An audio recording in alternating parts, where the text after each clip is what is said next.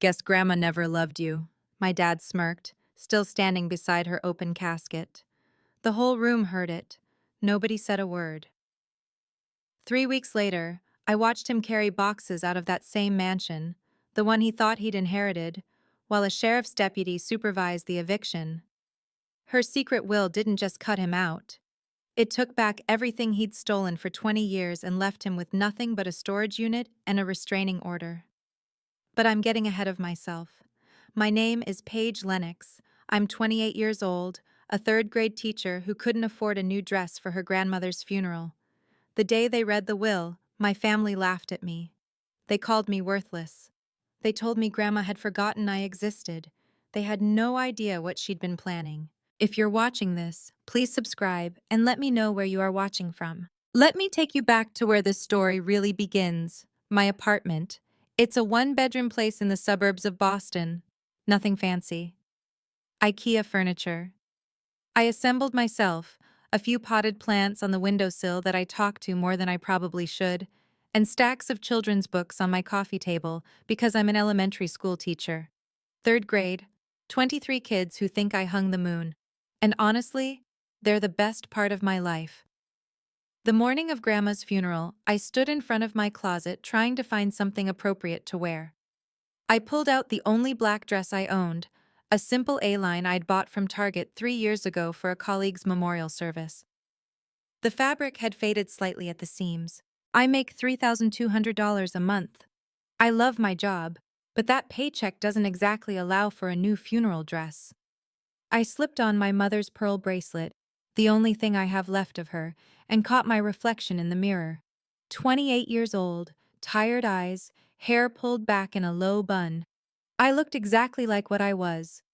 A woman who'd learned to survive on very little. On my nightstand sat a framed photograph. Grandma Eleanor holding me when I was 7, both of us covered in flour from making her famous apple pie. That was taken 3 months before Mom died, before everything changed. I touched the glass gently. I'm coming to say goodbye, Grandma. That was the last time I felt truly loved in that family. At least that's what I thought, until 3 weeks later, when everything I believed turned out to be a carefully constructed lie. To understand what happened at that funeral, you need to understand what happened 20 years ago. I was 8 when my mother died. Cancer. The kind that takes everything slowly, then all at once. I remember the hospital room, the beeping machines, the way her hand felt cold even though she was still breathing. And I remember Grandma Eleanor, the only one who held me through the funeral while everyone else was too busy discussing inheritance and estate matters. After Mom was gone, my father changed, not overnight. It was gradual, like watching a photograph fade. First came the comments, "You look just like your mother." He didn't mean it as a compliment. Then came the comparisons. "Linda was weak, don't be like her." Aunt Patricia picked up where he left off. At every family gathering, she'd look at my report card and then at her son Marcus's. "Why can't you be more like your cousin? He's going places." Marcus was 2 years older and already being groomed for the family business. I learned to shrink, to take up less space, to apologize for existing. But Grandma's house was different. Every summer, I'd escape to her colonial revival mansion in Beacon Hill, and for 2 months, I'd remember what it felt like to be loved. She taught me to bake, to knead dough until my arms ached, to measure vanilla extract by smell rather than by spoon. "Everything I have for you is safe, Paige," she told me once when I was 15. "Always remember that." I didn't understand what she meant then. I thought she was just being poetic. I was wrong. I was so wrong. When I turned 18, I made the decision that would define the next decade of my life. I chose education. My father's reaction was immediate and brutal. "A teacher? That's your plan? That's a career for people without ambition." He refused to help with tuition, said if I wanted to waste my potential, I could waste my own money doing it. So I did. I worked 2 jobs through college, barista mornings, restaurant server nights. I graduated with honors and $47,000 in student loans. I was proud of myself. My father never once said congratulations. The distance from my family grew wider with every passing year. And somewhere along the way, they started keeping me away from Grandma too. Every time I tried to visit, there was an excuse. "She's tired today, Paige. The doctor said no visitors. Patricia is handling her care now. You'd just be in the way." Our phone calls became shorter. There was always someone in the room with her. I could hear the way her voice tightened, the way she chose her words carefully. But the last call, a month before she died, was different. "Paige," she whispered, her voice trembling. "I love you. Don't ever forget that. I love you too, Grandma. No matter what happens, no matter what they tell you, remember." Her voice cut off. I heard Patricia's voice in the background. "Mother, you need to rest." The line went dead. I replayed that conversation 1,000 times afterward. I didn't understand what she was trying to tell me. Not until Harold Webb showed up at my door with an envelope sealed in red wax, and I realized they hadn't just been keeping me away from Grandma. They'd been keeping her away from me. The day of Grandma's funeral, I took the bus to Beacon Hill. I couldn't afford a cab, and I definitely couldn't afford to rent a car. So, I sat on the number 43 bus in my faded Target dress, watching the neighborhoods get progressively nicer through the window. By the time we reached Grandma's street, the houses had ballooned into mansions. The cars parked along the curbs were all German engineering and leather interiors. I stepped off at the corner and walked the last 2 blocks. The driveway of the Lennox estate was already full. A black Mercedes S-Class, a silver BMW 7 Series, and was that a Porsche Cayenne? Patricia's husband David must have upgraded again. The house itself was exactly as I remembered, a 3-story colonial revival with white columns and perfectly manicured hedges. But standing on the front steps, I felt like a stranger, like I needed a ticket to enter. I smoothed my dress, touched my mother's pearl bracelet for courage, and walked through the front door. Inside, approximately 30 people milled about with glasses of wine and murmured condolences. I recognized some faces, distant cousins, Grandma's old business associates, but most were strangers to me. Patricia held court near the fireplace in a black Chanel dress that probably cost more than my monthly rent. A diamond necklace caught the chandelier light with every gesture she made. My father stood beside her, his Rolex Submariner glinting as he shook hands and accepted sympathy. He looked up when I entered, and for a moment, something flickered across his face. Surprise, maybe. Or annoyance. Marcus was the first to speak. He leaned toward his mother and stage whispered, "She actually came? Look at that dress. Target?" The laughter that followed was quiet, but I heard every note. After the funeral service, the family gathered in Grandma's study for the reading of the will. It was a beautiful room. Oak-paneled walls, floor-to-ceiling bookshelves, an antique desk that had belonged to my great-grandfather. Grandma's portrait hung above the fireplace, a painting commissioned when she was 50, just after she'd expanded Eleanor's kitchen to its 15th location. She was smiling in that portrait, confident, alive. I took a seat in the corner near the window, as far from my father and Patricia as I could manage. About 20 family members had crowded into the room, everyone who thought they might be mentioned in the will. The lawyer, Mr. Cromwell, was a thin man with wire-rimmed glasses and a Louis Vuitton briefcase. He'd been the family's attorney for as long as I could remember. He cleared his throat and opened a manila folder.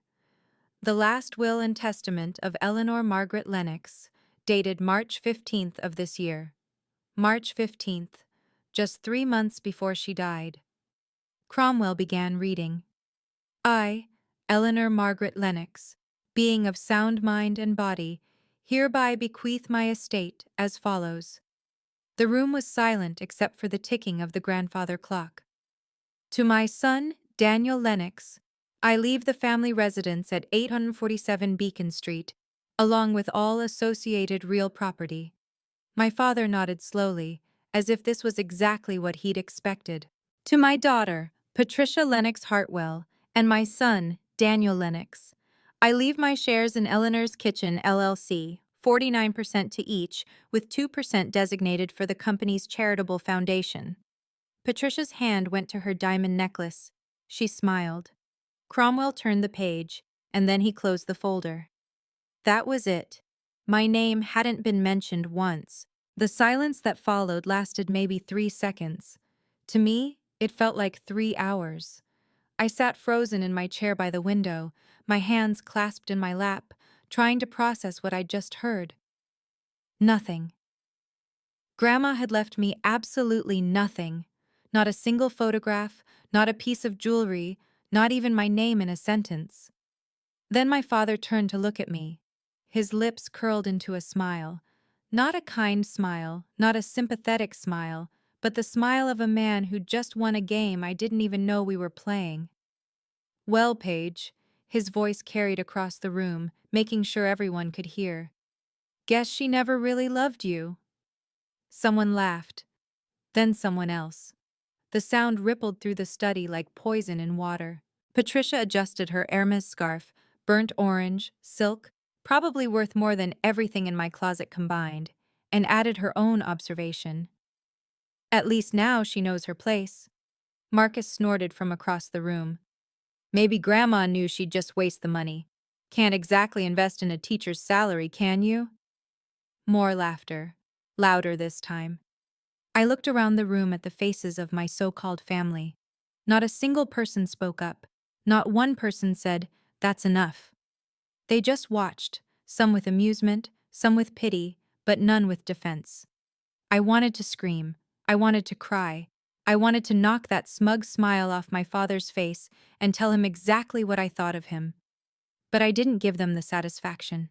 I stood up slowly. I smoothed my faded dress. I nodded once, not in agreement, but in acknowledgement. Acknowledgement that I finally understood exactly who these people were. And then I walked out. I didn't run. I refused to run. I walked through the study door, across the marble foyer, past the crystal chandelier and the fresh flower arrangements, and all the expensive trappings of a life I'd never been allowed to be part of. My heels clicked against the hardwood floors. Cheap heels, probably, compared to Patricia's Louboutins, but I kept my spine straight and my chin up. Behind me, I heard Patricia's voice, pitched just loud enough to travel. "See? She doesn't even have the courage to fight back, just like her mother. Weak." I didn't turn around. The front door felt heavier than I remembered, or maybe I was just exhausted. I stepped out onto the stone porch, down the steps, past the row of luxury cars that gleamed in the autumn sunlight. The air was crisp, October in Boston, and I pulled my thin cardigan tighter around my shoulders. The bus stop was 2 blocks away. I had 16 minutes until the next number 43. I was halfway down the driveway when I felt eyes on me. I turned. Rosa, Grandma's housekeeper for the past 25 years, stood in the side doorway. She was a small woman, silver-haired now, with kind eyes that had always reminded me of my mother's. She didn't wave, she didn't call out. But when our eyes met, she nodded, just once, just slightly. And in that moment, something passed between us, something I couldn't name but would understand later. On the bus ride home, I pressed my forehead against the cold window and watched the nice neighborhoods give way to ordinary ones. Rain had started to fall, blurring the streetlights into watercolor smears. I told myself Grandma loved me. I had to believe that. Because if she didn't, then what had the last 20 years meant? 3 weeks passed. I went back to work. I taught my third graders about fractions and the water cycle and the difference between similes and metaphors. I graded papers at night, made lesson plans on weekends, and tried not to think about the will every time I closed my eyes. But at 2 in the morning, when sleep refused to come, I'd find myself in my living room reading Grandma's old cards. She'd sent me birthday cards every year until I was 25. Christmas cards, too, always with handwritten notes inside. They were the only correspondence that had ever made it through to me, probably because they were just cards, without any money that could be intercepted. I spread them out on my coffee table now, studying her familiar handwriting, blue ink on cream-colored Crane & Company stationery. To my dearest Paige, never forget how much you are loved.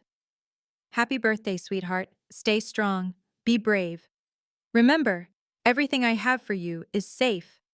That phrase again. Everything I have for you is safe. What did it mean? Had she planned to leave me something and changed her mind? Had my father convinced her I didn't deserve it? Had she simply forgotten about me at the end? The questions circled my mind like vultures, but the answers remained stubbornly out of reach. By the third week, I'd almost convinced myself to let it go, to accept the narrative my family had presented. Grandma hadn't loved me enough. I hadn't been worth remembering. Almost. Then, on a quiet Saturday afternoon, my doorbell rang. I wasn't expecting anyone.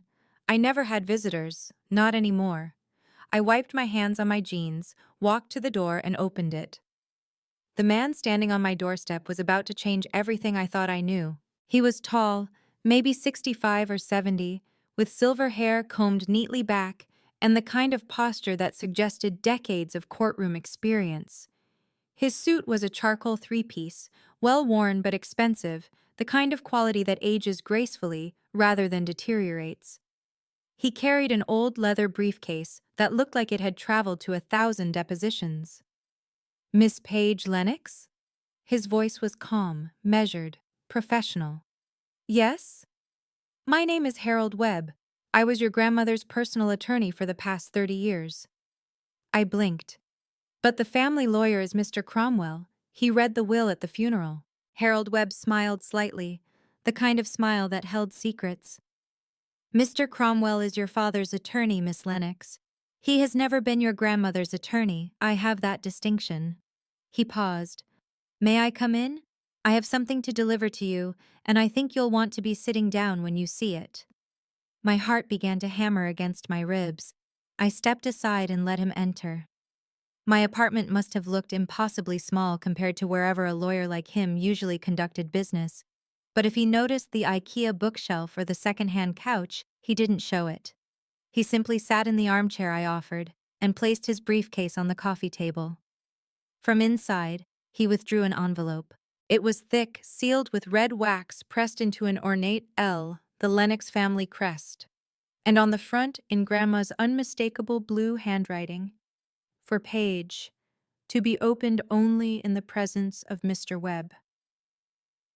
Your grandmother gave me very specific instructions, Harold Webb said quietly. She knew exactly what would happen after she died, and she spent the last year of her life making sure you would learn the truth. My hands were shaking as I took the envelope. The red wax seal was cold under my fingertips, and I had to press hard to break it. Inside was a document, thick with legal language. But even through the legalese, certain phrases jumped out at me like flares in the darkness. Last Will and Testament of Eleanor Margaret Lennox, executed January 15th. January 15th, 2 months before the will that Cromwell had read. Harold Webb leaned forward slightly. This will was executed at my office in Vermont, before an independent notary public. 2 witnesses signed, Mrs. Dorothy Whitmore and Mr. James Collins, both longtime friends of your grandmother. Neither has any connection to your father or aunt. I kept reading, my pulse pounding in my ears. To my beloved granddaughter, Paige Eleanor Lennox, I leave the entirety of my estate, the family residence at 847 Beacon Street, my 100% ownership stake in Eleanor's Kitchen LLC, and all financial accounts held in my name, totaling approximately $2.3 million. I stopped breathing. My son Daniel and my daughter Patricia are to receive nothing. They have already taken far more than their share during my lifetime, through means I will detail in the accompanying letter. I don't understand, I whispered. The will that Cromwell read was signed in March, Webb interrupted gently, after your grandmother had been hospitalized and was being administered heavy sedatives. According to the records I've obtained, she was visited by your father and Mr. Cromwell during that period, when she was not capable of giving informed consent. He paused. That document's validity is highly questionable. This one, the one in your hands, was executed when your grandmother was fully lucid, specifically to prevent what she knew they would attempt. Harold Webb withdrew a second envelope from his briefcase. This one wasn't sealed with wax. It was simply a cream-colored envelope, slightly worn at the edges, as if it had been handled many times before finally being set aside. "Your grandmother wanted you to have this as well," he said. "She wrote it over the course of several months. It explains everything." I opened it with trembling fingers. Inside were 8 pages of handwritten text, covered front and back in Grandma's familiar blue ink. The paper smelled faintly of lavender, her signature scent. "My dearest Paige," it began. "If you're reading this letter, it means I am gone. And it means they did exactly what I feared they would do. Cut you out entirely and make you believe I never loved you. Nothing could be further from the truth. I need you to know something that will be painful to read. For the past 20 years, since your mother's death, I have been sending you money. $500 every month deposited into an account that was supposed to be in your name. The total amount is $120,000. You never received a penny of it. Your father changed the account information without my knowledge. He's been keeping every transfer for himself. I didn't discover this until 3 years ago, when I noticed discrepancies in my banking records. By then, I was already growing weak, and they had begun to isolate me. They hired nurses who reported to them, not to me. They limited my phone calls. They screened my visitors. They were waiting for me to die so they could take everything. But they underestimated me, sweetheart. They forgot that I built a business empire from a single bakery. They forgot that I've kept records of every transaction I've ever made. Everything is documented, everything is proven, and I've arranged for you to receive it all when the time is right." I had to stop reading. My vision had blurred with tears. 20 years. $120,000, stolen by my own father. I wiped my eyes and kept reading. "In the safety deposit box at First National Bank in Vermont, you will find everything you need. Rosa has the access code. I trusted only her with it. Inside, there are 20 years of bank transfer records, account statements showing Daniel's name on the receiving account, and printed copies of emails between your father and Patricia discussing how to keep Paige from finding out." Harold Webb placed another document on my coffee table. This one was stamped with an official seal and the words, "To be read at the next family reunion." "Your grandmother was meticulous," he said. "She knew your father would call a family meeting within 3 months of her death. It's tradition. The Lennox family always gathers to formally divide assets after the mourning period. She wanted the truth to come out there, in front of everyone." I opened the document. Inside was a precisely organized summary. Transaction dates, account numbers, email timestamps, witness statements, everything numbered, everything notarized. "She planned this," I said, more to myself than to Webb. "For nearly 3 years, yes. Your grandmother was dying slowly, Miss Lennox. She knew she couldn't confront your father directly. He controlled too much of her daily life by the end. The doctors, the nurses, even her phone. But she could prepare. She could document. And she could make sure that when the moment came, you would have everything you need to reclaim what was always yours." I looked down at the papers in my lap, the will, the letter, the evidence folder. "The family reunion is in 2 weeks, Webb continued. "I'll make the necessary arrangements. The question is, are you ready to walk back into that house?" I thought about my father's smirk, Patricia's Hermes scarf, their laughter at my grandmother's funeral. "I'll be there." Before the reunion, I needed to see Rosa. We met at a small cafe in Cambridge, neutral territory, away from any watchful eyes. She was waiting when I arrived, a cup of untouched coffee growing cold in front of her. When she saw me, her eyes immediately filled with tears. "Mija." She stood and pulled me into a hug. "I'm so sorry. I wanted to tell you. For years, I wanted to tell you." We sat down, and she told me everything. "Your grandmother loved you more than anyone else in this world," Rosa said, gripping my hands across the table. "But they controlled her, Paige. They controlled everything. I watched them do it, watched your father limit her phone calls, screen her visitors, even monitor what she wrote in letters. The Christmas cards, I said. That's why they never had money in them anymore. Rosa nodded. She tried, at first. They intercepted the checks. After that, she could only send cards, and she had to be careful even with those. Patricia read them before they were mailed. But she was documenting everything. For years. Rosa's voice dropped to a whisper. She would call me into her room at night, when the nurses weren't watching. Rosa, she'd say, I need you to remember something for me. She gave me the safe deposit box code piece by piece, one number at a time, so no one would ever find the full sequence written down. And the emails? The bank records? All in the box. She printed everything herself late at night on the office computer when they thought she was sleeping. Rosa's eyes blazed with quiet fury. That woman was sharper than all of them combined. She just let them think she was weak. I squeezed Rosa's hands. She was protecting me. Until her last breath, Mija. Until her last breath. Okay, friends, let's pause here for just a moment. I know you're dying to find out what happened at that family reunion. Trust me, I'll get there. But before we continue, if you're watching and you haven't subscribed yet, now's the time to hit that button. And drop a comment below. What do you think my father's face looked like when the letter was read? Let's see who can guess closest. Okay, let's continue. The night after I met it with Rosa, I couldn't sleep. I sat in my apartment surrounded by documents, the will, the letter, the evidence summary, spread across my coffee table like a war map. And in a way, that's exactly what it was. A battle plan, carefully constructed by a woman who knew she wouldn't live to fight it herself. But I wasn't a fighter. I never had been. Part of me wanted to take the money and disappear, hire a lawyer, file the paperwork, never see my father's face again. Did I really need to confront them publicly? Did I need to stand in that room full of people who had laughed at me and demand they listen to the truth? Then I picked up Grandma's letter and read the last page. I know this will be difficult for you, Paige. You've always been gentle like your mother was. But sometimes being gentle means being trampled. Sometimes the only way to protect yourself is to stand up and speak, even when your voice shakes. I'm not asking you to do this for revenge. I'm asking you to do this because you deserve to be seen.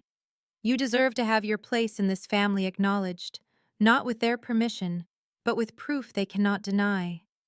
Show them who you are. Show them who I raised you to be.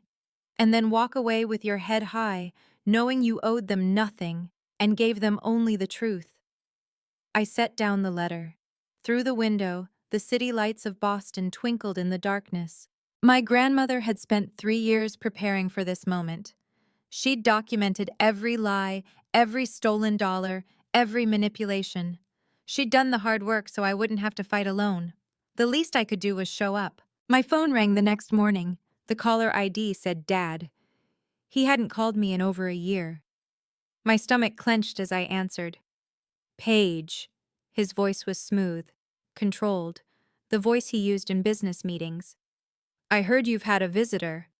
How did he know? My mind raced. Had someone seen Webb's car? Had they been watching my apartment?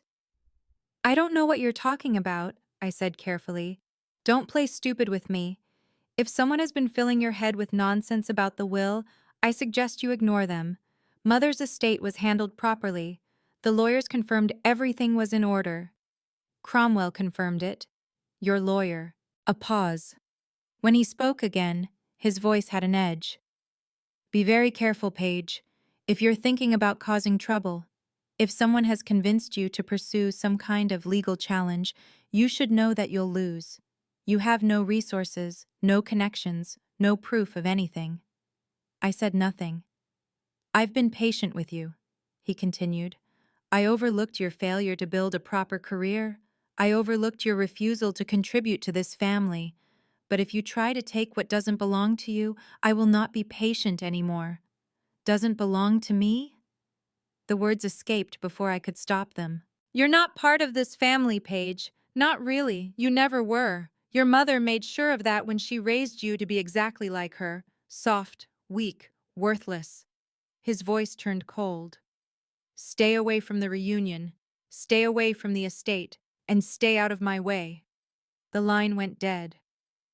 I stood in my kitchen, phone still pressed to my ear, heart pounding. He was scared. For the first time in my life, my father was actually scared. Good. The pressure campaign didn't stop with my father. That afternoon, a text arrived from Marcus. Heard you're stirring up drama. Seriously, Paige? Even for you, this is pathetic. Let it go before you embarrass yourself worse than you already have. I didn't respond.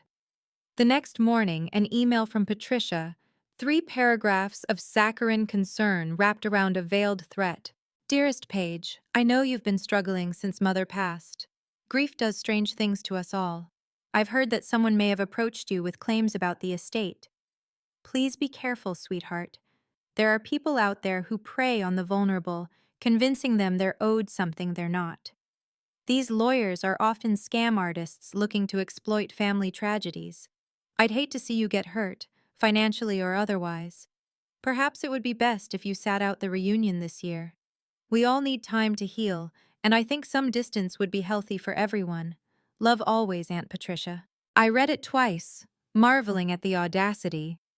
She'd called me vulnerable, called Harold Webb, a 30-year professional with an impeccable reputation, a potential scam artist, and then politely told me to stay away. They were circling the wagons. That meant they knew something was coming. I closed my laptop and texted Harold Webb. I'll be at the reunion. They're trying to scare me off. His response came within minutes.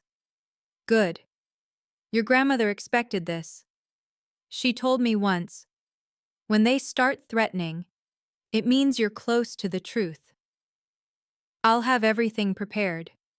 The witnesses have confirmed their attendance. I set down my phone and looked at the photograph of Grandma on my nightstand.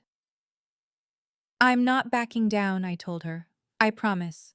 3 days before the reunion, Harold Webb and I drove to Vermont. First National Bank was a stately brick building on a quiet street in Montpelier, the kind of institution that had been serving old New England families for generations. Webb handled the paperwork while I provided identification, and within 30 minutes, we were escorted to the vault. The safe deposit box was larger than I'd expected, about the size of a shoebox. When the bank attendant left us alone in the private viewing room, Webb handed me a slip of paper. Rosa gave me the code this morning, 6 digits. Your grandmother chose numbers that meant something.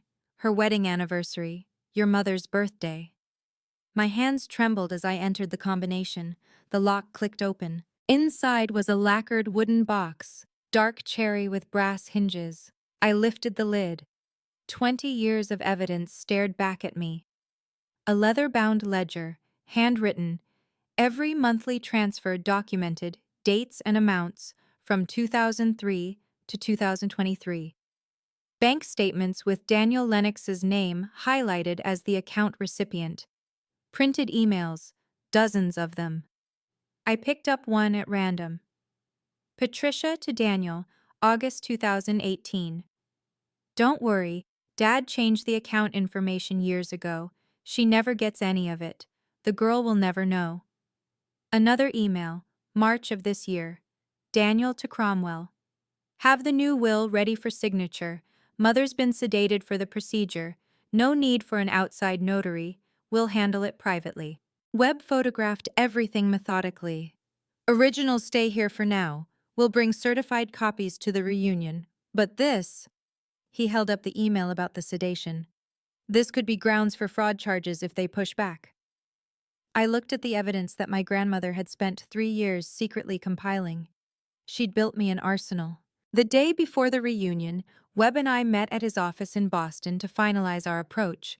His office was modest but dignified, walls lined with law books, a worn leather chair, photographs with clients spanning decades. One photo caught my eye. A younger Webb standing with Grandma outside the original Eleanor's Kitchen bakery, both of them smiling. She was the toughest client I ever had, Webb said, noticing my gaze. And the kindest. She knew exactly what she wanted, and she made sure I understood. Everything was for you. We reviewed the plan.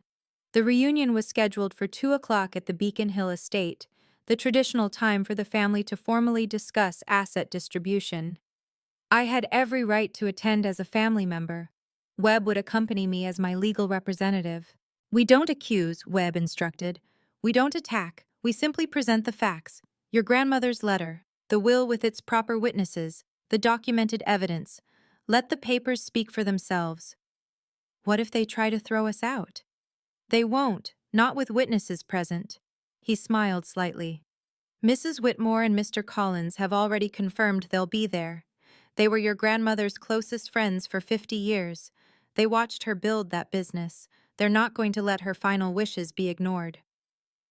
I nodded, but my stomach was still churning with nerves. "Miss Lennox." Webb's voice softened. "Your grandmother believed in you. She spent her final years making sure you would have the tools to stand up for yourself. Don't think of this as a confrontation. Think of it as a delivery. You're simply delivering the message she was never allowed to give in person." I took a deep breath. "Then let's make sure she's heard." The night before the reunion, I sat alone in my apartment with Grandma's letter in my lap. Outside, Boston was quiet. The kind of late-night stillness that makes everything feel amplified. My own breathing, the ticking of the clock, the weight of what tomorrow would bring. I read her words again for what must have been the 100th time.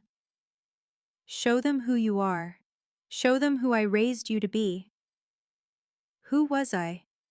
A third-grade teacher with a faded Target wardrobe and $47,000 in student debt. A woman who had spent her whole life trying to shrink small enough to avoid her father's contempt. A girl who had believed, even when every instinct told her otherwise, that maybe she just wasn't worth loving. But Grandma had loved me. Quietly, fiercely, strategically. She'd loved me enough to document every injustice for 3 years. She'd loved me enough to build a case that couldn't be disputed. She'd loved me enough to reach beyond the grave and say, "I see you. I believe in you. Now believe in yourself." I picked up my mother's pearl bracelet from the nightstand and clasped it around my wrist. Mom would have been proud of this moment too, I thought. She'd always told me that strength wasn't about being loud, it was about knowing when to stand firm. Tomorrow, I would walk into that house for the 3rd time in my life. The first time, as a child, before everything went wrong. The second time, for a funeral where they laughed at my grief. And now, this time, not as a victim, but as the executor of my grandmother's final wish. I laid the letter carefully on my nightstand and finally closed my eyes. Tomorrow, the truth would speak. Webb picked me up at noon in his silver Volvo. Nothing flashy, just reliable and dignified like the man himself. I'd spent an hour getting ready. For the first time in years, I hadn't dressed to disappear. I wore a navy blue dress, simple, well cut, bought with 2 months of savings. My mother's pearl bracelet, a touch of lipstick. I looked professional, put together, like someone who belonged in any room she chose to enter. The drive to Beacon Hill took 25 minutes. Neither of us spoke much. There wasn't anything left to say. Webb had the documents in his briefcase. I had Grandma's letter in my purse. The witnesses had confirmed their attendance via text that morning. When we turned onto Grandma's street, I saw the cars already lining the driveway. More than at the funeral, this was the big event after all, the official asset division, the moment they'd all been waiting for. Webb parked at the curb, and we walked up the front path together. The door was open, and the sound of conversation drifted out. Laughter, clinking glasses, the confident voices of people who believed they'd already won. The foyer was crowded. I counted at least 40 faces, maybe more. Cousins I barely knew. Business associates. Patricia's social circle. Everyone dressed in their finest, as if this were a celebration rather than a reckoning. And there, in the center of the living room, stood my father. He was mid-conversation with Cromwell when he looked up and saw me.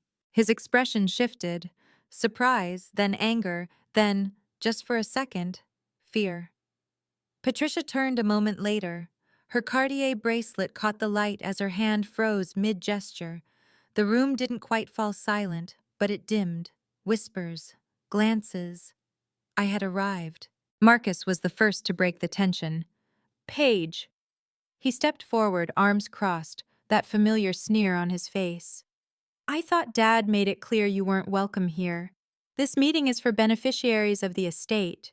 You know, people Grandma actually left something to. A few people chuckled. Patricia smiled approvingly at her son. My father walked toward me, his Rolex catching the light from the chandelier above. Paige, I thought we had an understanding. No, Dad, you issued a threat, that's different. Something flickered in his eyes. Surprise, maybe, at the steel in my voice. I'd never talked back before, not once in 28 years. Patricia glided forward, her black Dior dress rustling softly. Sweetheart, I know this is hard, but causing a scene won't bring Mother back. Why don't you go home and we can discuss this privately another— Actually, Harold Webb interrupted, stepping up beside me. Miss Lennox has every right to be here. As a member of the Lennox family, she is entitled to attend any family gathering regarding estate matters. He opened his briefcase and withdrew a manila folder.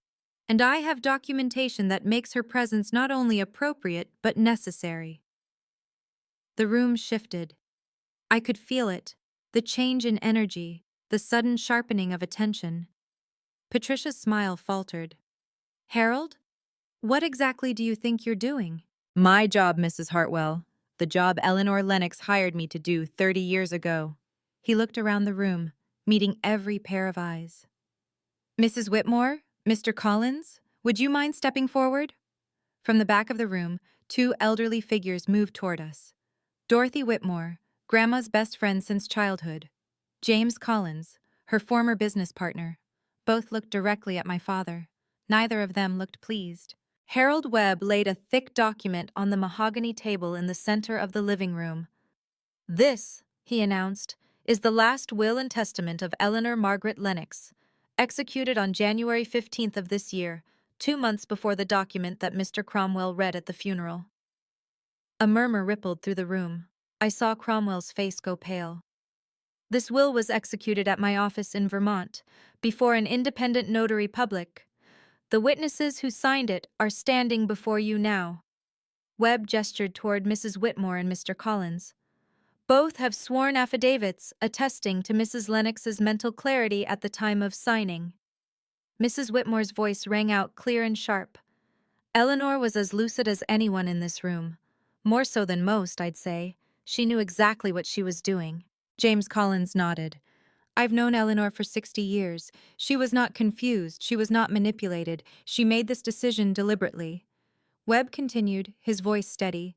According to this will, the legally valid will, the entirety of Eleanor Lennox's estate is bequeathed to her granddaughter, Paige Eleanor Lennox. This includes the family residence at 847 Beacon Street, 100% ownership of Eleanor's Kitchen LLC, and all financial accounts totaling approximately $2.3 million. The silence that followed was absolute. 40 sets of eyes turned to look at me, then at my father. His face had gone gray. Patricia gripped the back of a chair, her knuckles white. That's impossible, my father finally managed. The will Cromwell read was signed in March, Webb cut in, under circumstances that are, at best, legally questionable. We have documentation suggesting Mrs. Lennox was not capable of informed consent at the time of that signing. My father turned to Cromwell. Tell them that document is legal. Cromwell said nothing. This is absurd. My father's voice cracked through the silence like a whip. My mother was clearly not in her right mind when she signed that fabrication. She was old, she was confused, she didn't know what she was doing. Daniel, Mrs. Whitmore's voice was ice.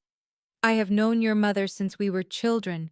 She was sharper at 82 than you have ever been in your life. Don't you dare insult her memory. My father turned on her, jabbing a finger in the air. You don't know what you're talking about. Mother was manipulated, by her probably. He pointed at me. Or by this ambulance-chasing lawyer who— Mr. Lennox, Webb interrupted calmly. I would caution you against making defamatory statements in front of 40 witnesses. I'll say whatever I damn well please. This is my house. Actually, Webb replied, according to this will, it's Miss Lennox's house. Patricia stepped forward, her composure slipping. Harold, you've worked for this family for 30 years. How could you betray us like this? I worked for Eleanor, Mrs. Hartwell. Not for you. Never for you. Webb's voice was cold. And Eleanor made her wishes absolutely clear. She knew what you and your brother were doing. She documented everything. Documented? Patricia's voice went shrill. Documented what? I stepped forward, holding my grandmother's letter in both hands. My voice was steady, steadier than I felt. Everything, Aunt Patricia. She documented everything. 20 years of stolen money, emails between you and Dad discussing how to keep me from finding out, the circumstances under which the March will was signed. I looked around the room. She wanted me to read it here, in front of everyone. Those were her final wishes. My father lunged forward. Don't you dare. Daniel, Mr. Collins' voice boomed. Sit down, or I will personally escort you out. Okay, everyone. This is the moment we've all been waiting for. The letter is about to be read, and everything is about to change. But first, if you're watching on your phone, turn up your volume so you don't miss a single word. And if this story is hitting you in the feels, smash that like button and let me know you're with me. Now, let me read you what my grandmother wanted the whole family to hear. My hands didn't shake as I unfolded the letter. Something had settled inside me, a quiet certainty that this moment was exactly what Grandma had designed it to be. This letter, I said, my voice carrying across the silent room, was written by my grandmother, Eleanor Lennox, in the final year of her life. She asked that it be read at the first family gathering after her death, word for word. I began to read. To those I called my family, if Paige is reading this letter, it means I am gone. It also means you did exactly what I knew you would do. You cut her out of my will and told her I never loved her. Let me be absolutely clear. I loved Paige more than anyone else in this family. She was the only one who visited me because she wanted to, not because she wanted something. She was the only one who reminded me of why I built my business in the first place, to create something with love, not greed. I paused, letting the words settle. Patricia had gone white. Daniel's jaw was clenched so tight I could see the muscle jumping. For the past 20 years, I continued reading, I sent Paige $500 every month.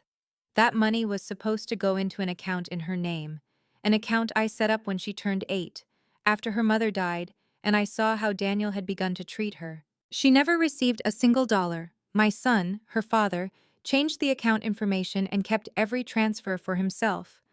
The total amount stolen was $120,000. Gasps rippled through the room.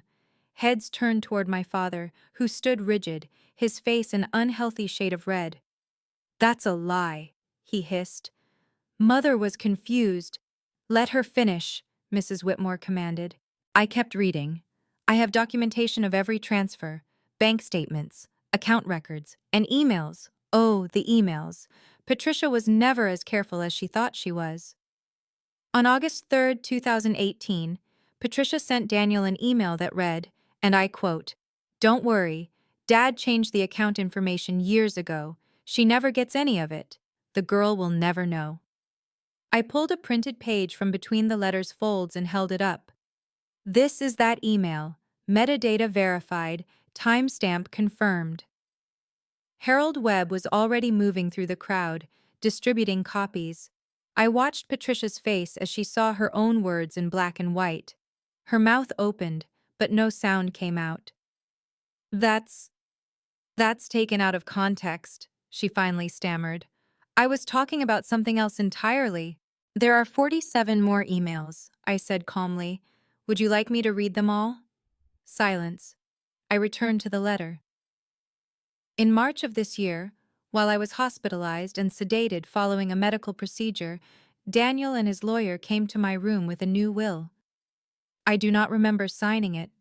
I was not capable of informed consent, but I was told later, by Rosa, who witnessed it, that they guided my hand. I have included Rosa's sworn affidavit in the evidence folder. I have also included the hospital records showing the medications I was given that day. The room had become a tableau of frozen expressions. I saw cousins I barely knew exchanging horrified glances, saw business associates stepping subtly away from my father, saw Cromwell edging toward the door. "So that's what you did, Daniel," I read, my grandmother's words filling the room. "You stole from your own daughter. You isolated your dying mother. You forged her final wishes. And you thought you'd gotten away with it." The dam broke. Daniel exploded forward, his composure shattering completely. "This is a conspiracy. She manipulated Mother, she and that housekeeper. They planned this whole thing to steal what rightfully belongs to me." "Rightfully belongs to you?" Mrs. Whitmore's voice cracked like a slap. "Eleanor built that business with her own 2 hands, Daniel. You've never worked a day in your life for anything except your own comfort. Don't you lecture me, you old—" "Careful." Mr. Collins stepped forward, his considerable frame blocking Daniel's path. "Very careful, Danny. There are witnesses here. Lots of them." Patricia grabbed her brother's arm. "Daniel, stop. You're making this worse." "Worse? She's trying to take everything." He whirled toward me, his face contorted with rage. "You were nothing. You are nothing. A pathetic schoolteacher living in a 1-bedroom apartment, and you think you can just walk in here and—" "I think," I said quietly, "that I'm reading my grandmother's letter, which is what she wanted. Would you like me to continue?" He stood there, chest heaving, surrounded by family members who were all, I noticed, keeping their distance from him. No one came to his defense. No one spoke up to say this was all a misunderstanding. The silence was its own kind of verdict. "Mrs. Whitmore," Harold Webb said formally, "would you confirm for the room that Mrs. Lennox was of sound mind when she signed the will in my office last January?" "I would confirm it under oath," Mrs. Whitmore replied. "I sat beside her. I watched her read every word, and I watched her smile when she signed it because she said, and these were her exact words, 'Finally, Paige will know the truth.'" My father made a sound, something between a groan and a curse, and collapsed into a chair. Patricia began to cry. Harold Webb let the moment stretch. Then he opened his briefcase one final time. "For the benefit of everyone present," he announced, "I will now summarize the legal implications of what we've established today." The room was utterly still. Even Daniel had stopped his protestations, though whether from shock or strategy, I couldn't tell.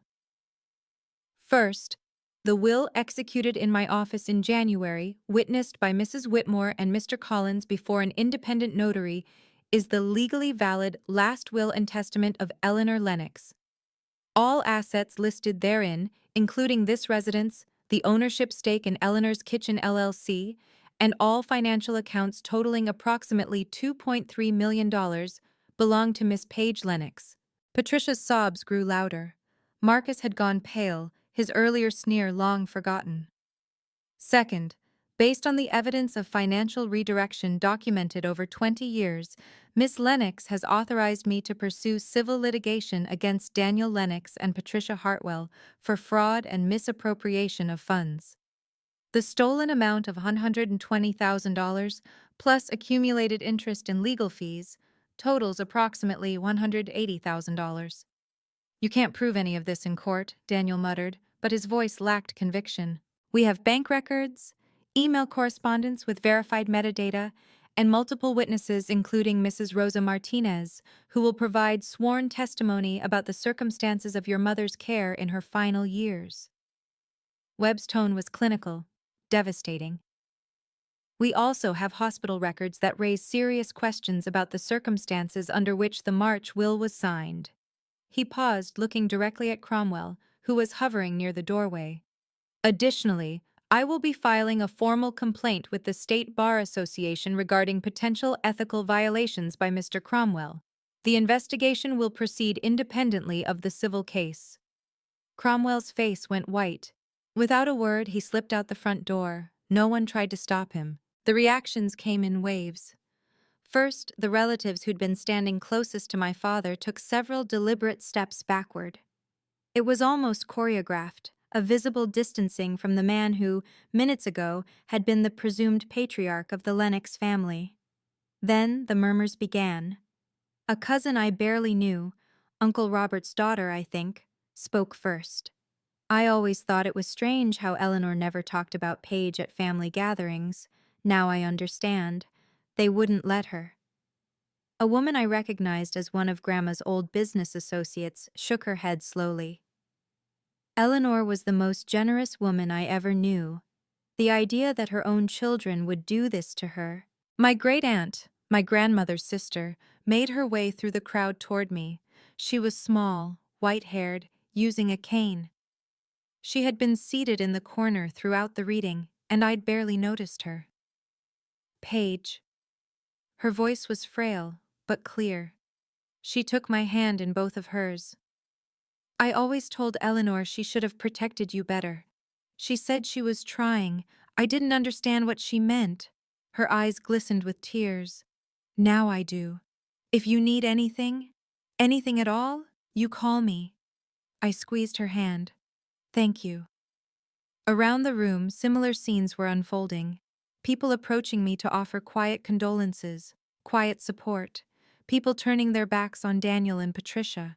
Marcus had retreated to a far corner, staring at his phone as if hoping this was all some social media nightmare he could simply close. His father, Patricia's husband David, stood apart from his wife, his expression unreadable but notably cold. And through it all, Daniel sat slumped in his chair, Rolex glinting on his wrist, watching his carefully constructed world crumble around him. No one offered him comfort. No one even looked at him. Before I left, I walked over to where my father sat. He looked up at me, and for the first time in my life, I saw something other than contempt in his eyes. I saw fear. I saw the dawning realization that the power dynamic between us had fundamentally shifted and would never shift back. I didn't come here for revenge, I said, my voice quiet enough that only he and the few people closest could hear. I came because Grandma asked me to. She wanted the truth spoken out loud, in front of the family, not in a courtroom. Here. He said nothing. His jaw worked, but no words came. You stole from me for 20 years. You isolated me from the one person who loved me unconditionally. You laughed at me at her funeral. I paused. I don't need you to apologize. I don't need you to admit you were wrong. I know what you did, and now everyone else does too. I turned to include Patricia, who stood frozen nearby, mascara tracking down her cheeks. You're not my family. You never were. Family doesn't treat people the way you treated me. Family doesn't steal from children. Family doesn't control dying women to steal their final wishes. I straightened my shoulders. We're done. After the legal matters are settled, you won't hear from me again. That's not a threat. It's a gift. For me. I looked around the room one final time. 40 faces, some sympathetic, some shocked, all watching. Grandma wanted me to have this moment, I said, louder now. Not for vengeance, for closure, for the truth. I folded her letter carefully and placed it back in my purse. I hope she's at peace now. I know I am. I turned and walked toward the door. No one stopped me. 3 months later, my life was unrecognizable. Not because I moved into the Beacon Hill mansion. I didn't. I sold it. 47 rooms and a lifetime of complicated memories weren't what I needed. Instead, I bought a modest 3-bedroom house near my school, with a garden out back and a kitchen big enough to actually bake in. The money from the sale, combined with the other assets, gave me options I'd never imagined. But I didn't quit teaching. Those 23 third graders still needed someone to explain fractions and read them stories about unlikely heroes. Maybe now more than ever.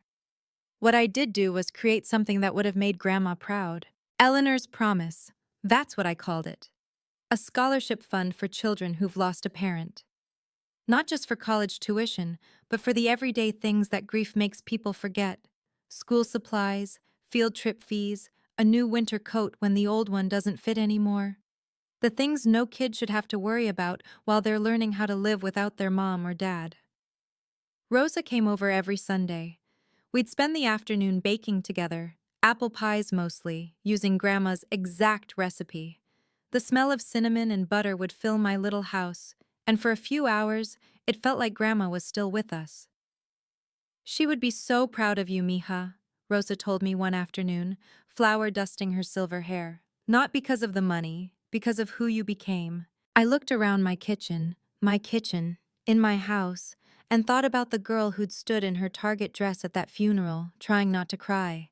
She felt like a stranger now, but also, somehow, like someone I'd finally gotten the chance to know. The legal consequences unfolded exactly as Harold Webb had predicted. The civil lawsuit proceeded smoothly, almost anticlimactically. Faced with the mountain of evidence Grandma had compiled, my father and Patricia had no choice but to settle. The total repayment came to $182,000. The original stolen amount, plus interest, plus legal fees. It wasn't about the money for me. It was about the record. A legal document that stated in black and white that they had defrauded their own family member for 2 decades. My father's real estate company didn't survive the scandal. Without Grandma's assets propping it up, assets he'd apparently been borrowing against for years, the whole enterprise crumbled within 6 months. Last I heard, he'd sold the Rolex and was living in a rental apartment in Worcester. I didn't feel satisfaction at his fall. I didn't feel much of anything at all, actually, just a kind of quiet closure. Patricia fared slightly better, but not by much. David filed for divorce 3 weeks after the reunion. Apparently, he'd had no idea about the full scope of his wife's involvement in the fraud. He'd always thought the Lennox wealth was legitimately inherited. Learning his wife had been party to elder manipulation and theft for years was more than he could reconcile. Marcus lost his position at his father's company when the company ceased to exist. For the first time in his life, he had to apply for jobs like everyone else. I heard through the family grapevine that he was working as a financial analyst at a mid-tier firm in Connecticut. A solid job, actually. Maybe being forced to earn something for once would be good for him. Cromwell's license to practice law was suspended pending investigation. The outcome was still uncertain, but his reputation was thoroughly destroyed. Actions had consequences. Finally, on the 1-year anniversary of Grandma's death, I drove to the cemetery alone. It was a perfect autumn day, the kind she would have loved. Golden leaves crunching underfoot, that crisp New England chill in the air, the smell of wood smoke from somewhere distant. I carried a bouquet of white roses and a small container of apple pie, still warm from my oven. Her headstone was simple, elegant. Eleanor Margaret Lennox, 1941-2023. She built with love. I'd chosen that inscription myself. It seemed right. Hi, Grandma. I settled onto the grass beside her grave, not caring if my coat got dirty. It's been a year. I wanted to tell you what happened. I talked for almost an hour about the reunion and the expressions on their faces when the truth came out, about selling the house and starting the scholarship fund, about Rosa's Sunday visits and the way my kitchen smelled like her kitchen used to smell. I think I finally understand what you were trying to teach me, I said eventually. All those summers, all that baking, you weren't just teaching me recipes, you were teaching me that love is patient, that it plans ahead, that sometimes the strongest thing you can do is prepare quietly and let the truth speak when the moment is right. I touched the cold granite of her headstone. I thought I was alone for so long. I thought you'd forgotten me at the end. But you never did you? You were fighting for me the whole time. You just couldn't let anyone see. A breeze rustled through the autumn leaves. It felt somehow like an answer. Thank you, Grandma. I wiped my eyes. For everything. For loving me the way you did. For making sure I knew. I left the pie beside the flowers. She would have liked that. So that's my story. The whole thing, from the funeral where they laughed at me, to the reunion where the truth came out, to the life I'm living now. If you're watching this, and you've experienced something similar, if your own family has made you feel worthless, or taken things that belong to you, or told you that you don't matter, I want you to know something. Your value isn't determined by the people who should have loved you but didn't. It isn't measured by whether they apologize or admit they were wrong. It isn't contingent on their recognition or their approval. Sometimes the people who truly love us can't say it out loud. Sometimes they're trapped by circumstances or illness, or the very people they're trying to protect us from. But that doesn't mean the love isn't real. Sometimes it shows up years later, in documents and letters, and carefully preserved evidence of every injustice. And sometimes, the best thing you can do for yourself is walk away from people who hurt you, even if they share your blood. That's not betrayal. That's self-preservation. That's honoring the people who actually did love you by refusing to let their sacrifice be wasted. My grandmother taught me that truth has a power of its own. You don't need to scream. You don't need to fight. Sometimes you just need to let the paperwork speak for itself. I still teach third grade. I still bake apple pies on Sunday. I still wear my mother's pearl bracelet every single day. But I'm not the girl who stood in that funeral parlor believing she was unloved. I know better now. And that knowledge, that certainty, was my grandmother's real gift. Not the money, not the house, the truth. I hope you find yours too. Thank you so much for listening to my story. If it resonated with you, I'd love it if you'd share it with someone who needs to hear that they're not alone. Hit that subscribe button if you haven't already, and check out the description below. There are more stories like mine waiting for you. Take care of yourselves, okay? Set those boundaries. Know your worth. And remember, the truth has a way of coming out eventually. See you in the next one.